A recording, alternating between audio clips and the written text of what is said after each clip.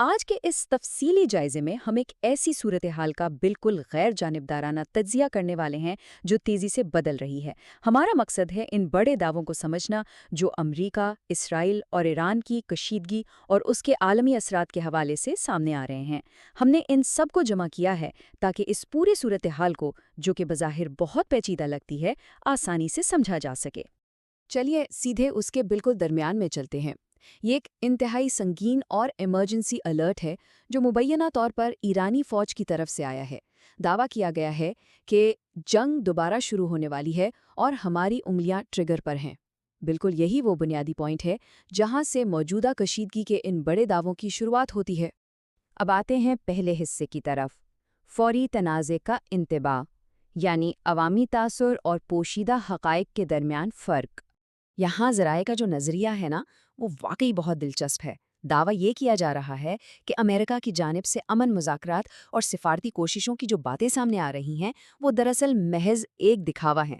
ذرائع کا ماننا ہے کہ اس کا اصل مقصد عالمی مارکیٹ میں تیل کی قیمتوں کو قابو میں رکھنا اور جو تباہی مچ چکی ہے اسے چھپانا ہے، یعنی باہر سے امن کی باتیں، لیکن پردے کے پیچھے اصل مقاصد کچھ اور ہی بتائے جا رہے ہیں۔ اب اس دعوے کی بات کرتے ہیں جو اس ساری صورتحال کو مزید حیران کن بنا دیتا ہے۔ ذرائع کے مطابق ایران اس قدر اعتماد سے اس لیے بات کر رہا ہے کیونکہ مبینہ طور پر اسے چین کی طرف سے بالکل ریئل ٹائم سیٹلائٹ انٹیلیجنس مل رہی ہے، اور اس کی مدد سے ایران ان مخصوص فوجی اثاثوں کو ٹریک کر رہا ہے، چاہے وہ C-130 ٹرانسپورٹ طیاروں کی نقل و حرکت ہو، آئل ٹینکرز کا روکا جانا ہو، یا پھر F-35 جنگی طیاروں اور لیزر سسٹمز کی تنصیب۔ اگر یہ دعوے واقعی سچ ہیں تو اس کا سیدھا سا مطلب یہ ہے کہ میدان جنگ کا پورا نقشہ پہلے سے ہی دونوں اطراف کے سامنے موجود ہے۔ آگے بڑھتے ہیں اپنے دوسرے حصے کی طرف، غیر روایتی حربے اور اہداف، علاقائی خطرات کا میٹرکس۔ مثال کے طور پر ذرا اس انتہائی غیر معمولی دعوے پر غور کریں۔ امریکی میڈیا کے حوالے سے یہ بات نکلی ہے کہ ایران مبینہ طور پر ایک ایسی منصوبہ بندی کر رہا ہے جس میں بحری جنگی جہازوں پر حملہ کرنے کے لیے ان ڈولفنز کا استعمال کیا جائے گا جو بارودی سرنگیں لے کر جائیں گی۔ سچی بات ہے، یہ سننے میں کسی ہالی ووڈ سائنس فکشن فلم کا سین لگتا ہے، لیکن ذرائع کہتے ہیں کہ یہ موجودہ خطرات کے میٹرکس کا باقاعدہ ایک حصہ ہے۔ دوسری طرف اس کو ذرا پچھلے دعوے کے ساتھ رکھ کر دیکھیں۔ اسرائیلی میڈیا کے حوالے سے دعویٰ کیا گیا ہے کہ ان کے دفاعی حکام کو ایرانی توانائی، پانی کے ذخائر اور خاص طور پر جوہری تنصیبات کو ختم کرنے کے لیے پورا گرین سگنل مل چکا ہے۔ ان دونوں دعووں کو ملائیں تو صاف ظاہر ہوتا ہے کہ دونوں ہی اطراف سے کس قدر انتہائی نوعیت کے حملوں کی تیاری کی جا رہی ہے۔ اور اب یہاں سے ہم اس تجزیے کا رخ تھوڑا بدلتے ہیں اور تیسرے حصے کی طرف آتے ہیں۔ بات اب صرف علاقائی نہیں رہی، یہ ہے عالمی انفراسٹرکچر کو خطرات اور اس کا ڈومینو اثر۔ تو یہاں سب سے اہم نکتہ یہ ہے، ذرائع نے اس تباہی کا ایک باقاعدہ سٹیپ بائی سٹیپ سلسلہ بیان کیا ہے۔ اگر ایران کی گیس اور توانائی کی فیلڈز پر حملہ ہوتا ہے تو دعویٰ یہ ہے کہ جواب میں سمندر میں بچھی ہوئی وہ عالمی انٹرنیٹ کیبلز کاٹ دی جائیں گی جو پوری دنیا کو آپس میں جوڑتی ہیں، اور اس کا نتیجہ دنیا بھر کا انٹرنیٹ، ڈیجیٹل بینکنگ سسٹم اور عالمی سٹاک مارکیٹس بالکل بیٹھ جائیں گی۔ یہ ایک ایسا چین ری ایکشن ہے جو چند لمحوں میں پوری دنیا کا نظام روک سکتا ہے۔ اس بات کی سنگینی کو سمجھنے کے لیے ذرا اس کیش لیس کمزوری پر غور کریں۔ آج ہم سب کی دنیا نقد رقم کے بغیر چلتی ہے نا؟ ہم ڈیجیٹل پیمنٹس پر پوری طرح انحصار کرتے ہیں۔ اگر انٹرنیٹ کیبلز کٹ جاتی ہیں تو عام زندگی کی بقا اور تجارت فوری طور پر مفلوج ہو جائے گی۔ یہ بالکل واضح کرتا ہے کہ کس طرح ایک مقامی حملہ پل بھر میں پوری دنیا کی مارکیٹس کو فریز کر سکتا ہے۔ تو اس عالمی خطرے کے بعد چوتھا حصہ دیکھتے ہیں، جغرافیائی سیاسی بساط، یعنی دنیا کی سپر پاورز اس صورتحال پر کیا رد عمل دے رہی ہیں۔ یہ چارٹ صاف دکھاتا ہے کہ عالمی سطح پر کس طرح صف بندیاں ہو رہی ہیں۔ دعویٰ ہے کہ یورپ اس جنگ میں امریکہ کا ساتھ دینے سے گریز کر رہا ہے، یہاں تک کہ جرمنی سے امریکی فوج کے انخلاء کی بھی خبریں ہیں۔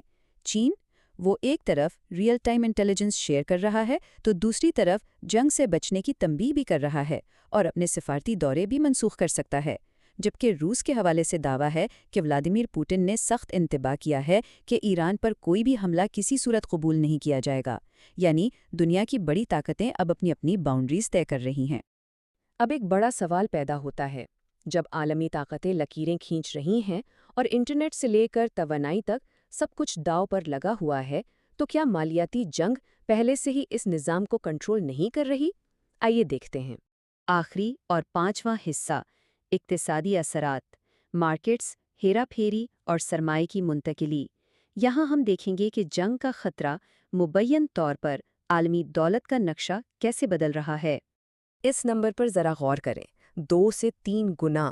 ذرائع کا دعویٰ ہے کہ اگر اس خطے کی توانائی کی فیلڈز تباہ ہوتی ہیں تو عالمی مارکیٹ میں تیل کی قیمتیں سیدھا ڈبل یا ٹرپل ہو سکتی ہیں۔ سوچئے، کیا دنیا کی معیشت اتنے مہنگے تیل کا بوجھ اٹھا سکتی ہے؟ ماہرین کے مطابق یہ تقریباً ناممکن ہے۔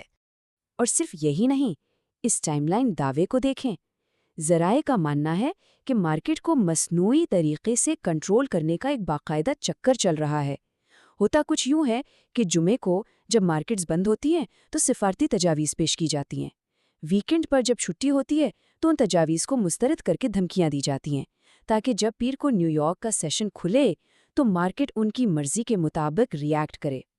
یہ دعویٰ دراصل یہ بتاتا ہے کہ مارکیٹ کے اتار چڑھاؤ کو کیسے ایک سوچے سمجھے منصوبے کے تحت استعمال کیا جاتا ہے۔ اب اس سلائیڈ میں جو بات واقعی بہت دلچسپ ہے وہ یہ ہے کہ دنیا کا بڑا سرمایہ کہاں جا رہا ہے۔ اسے کیپٹل فلائٹ کہتے ہیں۔ دعویٰ ہے کہ دنیا کے بڑے ارب پتی اپنا پیسہ امریکہ اور غیر یقینی صورتحال کا شکار مشرق وسطیٰ سے نکال کر محفوظ مقامات جیسے چین، سنگاپور اور سوئٹزرلینڈ منتقل کر رہے ہیں۔ یہ ان بڑے سرمایہ کاروں کی گھبراہٹ اور ایک بہت بڑے خطرے کا واضح اشارہ ہے۔